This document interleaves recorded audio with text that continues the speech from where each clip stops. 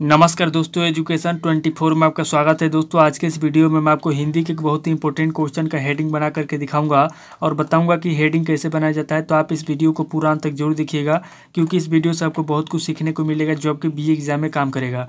तो आइए देर न करते हुए वीडियो को शुरू करते हैं और प्रश्न का हेडिंग बना करके सीखते हैं। दोस्तों बीए एग्जाम में किसी भी क्वेश्चन का हेडिंग बनाने के लिए आपको क्या करना है कि सबसे पहले क्वेश्चन को पढ़ना है और पढ़ करके समझने की कोशिश करना है कि क्वेश्चन के अंदर क्या पूछा जा रहा है। क्योंकि जब तक आप क्वेश्चन को पढ़ेंगे नहीं, समझेंगे नहीं, तब तक ना तो आप उस क्वेश्चन का हेडिंग बना पाएंगे और नहीं आप उस क्वेश्चन का आंसर लिख पाएंगे। तो सबसे पहले क्वेश्चन को पढ़ना है और पढ़ करके समझना है। उसके बाद दूसरे स्टेप में क्या करना है कि क्वेश्चन के अंदर देखना है कि कौन कौन से पॉइंट दिया हुआ है जिसका इस्तेमाल करके आप हेडिंग बनाएंगे। जैसे दोस्तों यहाँ पे आपका हिंदी का क्वेश्चन दिया हुआ है, अगर आपको इस क्वेश्चन का हेडिंग बनाना होगा या फिर इस क्वेश्चन का आंसर लिखना होगा तब क्या करेंगे, सबसे पहले क्वेश्चन को पढ़ेंगे, पढ़ करके समझेंगे। उसके बाद दूसरे स्टेप में क्वेश्चन के अंदर पॉइंट को देखेंगे और तीसरे स्टेप में क्वेश्चन का हेडिंग बनाएंगे। तो आइए दोस्तों देर न करते हुए वीडियो को शुरू करते हैं और क्वेश्चन का हेडिंग बना करके सीखते हैं। दोस्तों क्वेश्चन कह रहा है कि इस शिक्षण की उपयोगिता स्पष्ट करते हुए इसके प्रमुख दोषों पर प्रकाश डालिए। यानी कि सबसे पहले इस शिक्षण की उपयोगिता पूछ रहा है, उसके बाद आगे कह रहा है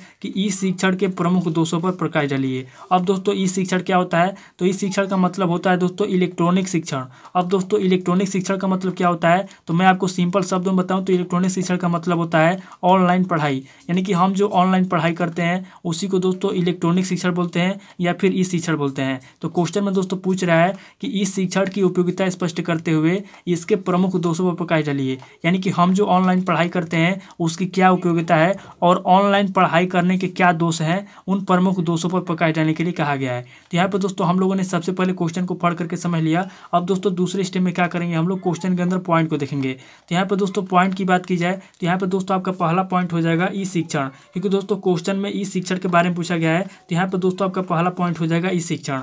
अब दोस्तों दूसरे पॉइंट की बात की जाए तो यहाँ पर दोस्तों आपका दूसरा पॉइंट हो जाएगा उपयोगिता स्पष्ट कीजिए, क्योंकि दोस्तों क्वेश्चन में ई शिक्षण की उपयोगिता पूछा है। तो यहाँ पर दोस्तों आपका दूसरा पॉइंट हो जाएगा उपयोगिता।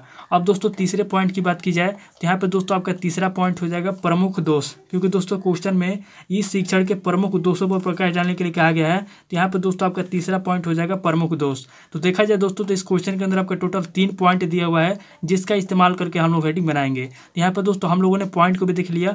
अब दोस्तों इस क्वेश्चन का पहला हेडिंग हम लोग क्या लिखेंगे, तो यहाँ पे दोस्तों इस क्वेश्चन का पहला हेडिंग हम लोग लिखेंगे परिभाषा। तो यहाँ पे दोस्तों हम लोग क्या करेंगे, पहला पॉइंट देंगे और यहाँ पे दोस्तों पहला पॉइंट देके हम लोग पहला हेडिंग लिखेंगे परिभाषा, यानी कि इस पूरे क्वेश्चन का हम लोग परिभाषा लिखेंगे। तो यहाँ पे दोस्तों हमारा पहला हेडिंग हो जाएगा परिभाषा। यहाँ पे दोस्तों हम लोग लिखेंगे परिभाषा। यहाँ पे दोस्तों हमारा पहला हेडिंग हो गया परिभाषा। अब दोस्तों क्या करेंगे, हम यहाँ पे दूसरा पॉइंट देंगे और यहाँ पे दोस्तों दूसरा पॉइंट देकर हम लोग क्या करेंगे, यहाँ पे दोस्तों हम लोग दूसरा हेडिंग लिखेंगे इस शिक्षण का अर्थ। यानी कि सबसे पहले हम लोग लिखेंगे इस शिक्षण का अर्थ, यानी कि इस शिक्षण का मतलब क्या होता है, ऑनलाइन पढ़ाई का मतलब क्या होता है। सबसे पहले हम लोग इस शिक्षण का मतलब लिखेंगे। तो यहाँ पे दोस्तों हमारा दूसरा हेडिंग हो जाएगा इस शिक्षण का अर्थ। तो यहाँ पे दोस्तों हम लोग लिखेंगे इस शिक्षण का, यहाँ पे दोस्तों हम लिखेंगे इस शिक्षण का अर्थ, यानी कि सबसे पहले हम लोग इसका अर्थ लिखेंगे कि इस शिक्षण का मतलब क्या होता है, इस शिक्षण का अर्थ क्या होता है। तो यहाँ पे दोस्तों हमारा दूसरा हेडिंग हो जाएगा इस शिक्षण का अर्थ। अब दोस्तों हम लोग क्या करेंगे कि यहाँ पे तीसरा पॉइंट देंगे और यहाँ पे दोस्तों तीसरा पॉइंट देकर हम लोग तीसरा हेडिंग क्या लिखेंगे, तो यहाँ पे दोस्तों हम लोग तीसरा हेडिंग लिखेंगे इस शिक्षण की विशेषता। यानी कि जो ऑनलाइन पढ़ाई होता है, जो इस शिक्षण होता है, उसकी क्या विशेषता होती है, यहाँ पे दोस्तों हम लोग विशेषता लिखेंगे। तो यहाँ पे दोस्तों हमारा तीसरा हेडिंग हो जाएगा इस शिक्षण की विशेषता।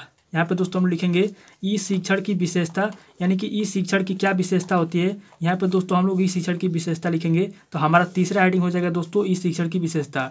अब दोस्तों हम यहाँ पे चौथा पॉइंट देंगे और चौथा पॉइंट देंगे दोस्तों यहाँ पे हम लोग चौथा हेडिंग लिखेंगे इस शिक्षण के लाभ। यानी कि जो ऑनलाइन पढ़ाई होता है उसके क्या लाभ होते हैं, यहाँ पे दोस्तों हम लोग लिखेंगे इस शिक्षण के लाभ। तो यहाँ पे दोस्तों हमारा चौथा हेडिंग हो जाएगा इस शिक्षण के लाभ, यानी कि इस शिक्षण के क्या लाभ होते हैं। यहाँ पे दोस्तों हम लोग लिखेंगे इस शिक्षण के लाभ। तो यहाँ पे दोस्तों हम लोगों ने चौथा हेडिंग लिख लिया इस शिक्षण के लाभ। अब दोस्तों हम लोग क्या करेंगे, यहाँ पे दोस्तों पांचवा पॉइंट देंगे और यहाँ पे दोस्तों पांचवा पॉइंट देकर हम लोग पांचवा हेडिंग क्या लिखेंगे, तो यहाँ पे दोस्तों हम लोग पांचवा हेडिंग लिखेंगे इस शिक्षण की उपयोगिता।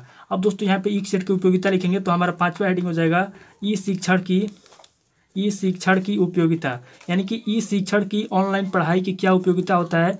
यहाँ पे दोस्तों हम इसकी उपयोगिता लिखेंगे। यहाँ पे दोस्तों हमारा पांचवा हेडिंग हो गया ई शिक्षण की उपयोगिता।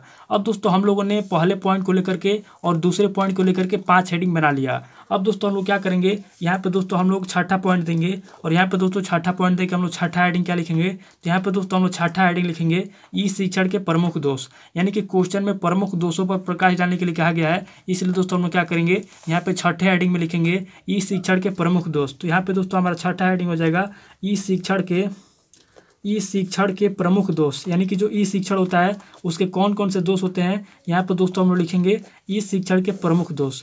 अब दोस्तों आपको पता होगा कि जो ऑनलाइन पढ़ाई होता है उसके अंदर क्या दोष होते हैं, तो उसके अंदर दोस्तों पहला दोष होता है कि उसके अंदर दोस्तों कोई नियंत्रण नहीं होता है, यानी कि जो पढ़ने वाले बच्चे होते हैं वो अपनी मर्जी से कुछ भी देख सकते हैं, कुछ भी पढ़ सकते हैं। तो यहाँ पर दोस्तों इसका पहला दोष होता है, यहाँ पर हम लोग पहला पॉइंट देके इसका पहला दोष लिखेंगे कि कोई नियंत्रण नहीं होता है, यानी कि जो पढ़ने वाले बच्चे होते हैं कुछ भी पढ़ सकते हैं, कोई भी सब्जेक्ट पढ़ सकते हैं, अपने मर्जी से कुछ भी देख सकते हैं। तो यहाँ पर दोस्तों इसका पहला दोष ये होता है कि कोई नियंत्रण नहीं होता है, कोई नियंत्रण नहीं होता है।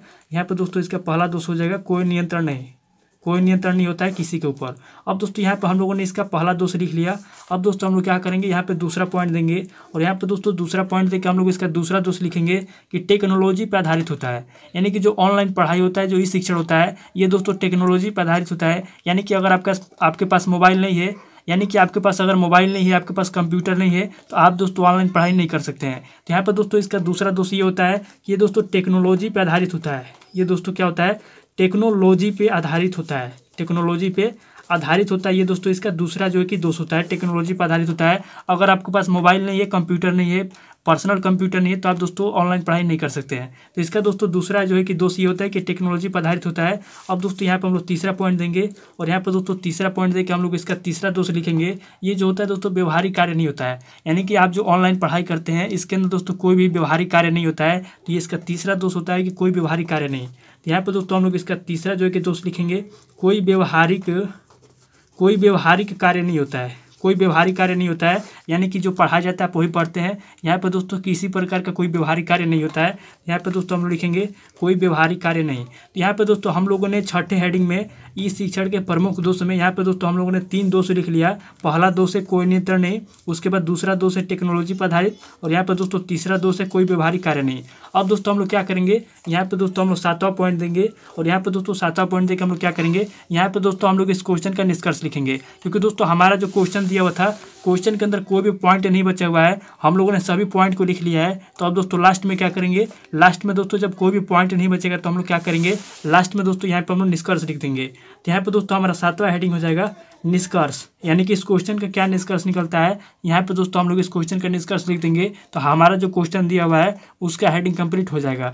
तो इस तरीके से दोस्तों हम लोगों ने क्या किया कि हमारा जो क्वेश्चन दिया हुआ था उसका हेडिंग हम लोगों ने बना लिया। तो आपको दोस्तों क्या करना है कि एग्जाम में किसी भी क्वेश्चन का हेडिंग बनाने के लिए सबसे पहले क्वेश्चन को पढ़ना है, पढ़ करके समझना है, उसके बाद पॉइंट को लेकर के जो है कि हेडिंग बना लेना है। तो दोस्तों उम्मीद करता हूँ कि इस वीडियो से आपको बहुत कुछ सीखने को मिला होगा। अगर आपको ये वीडियो अच्छा लगा तो वीडियो को लाइक कीजिए, शेयर कीजिए और कमेंट करके बताइए कि आपको नेक्स्ट वीडियो किस टॉपिक के ऊपर चाहिए। थैंक यू दोस्तों।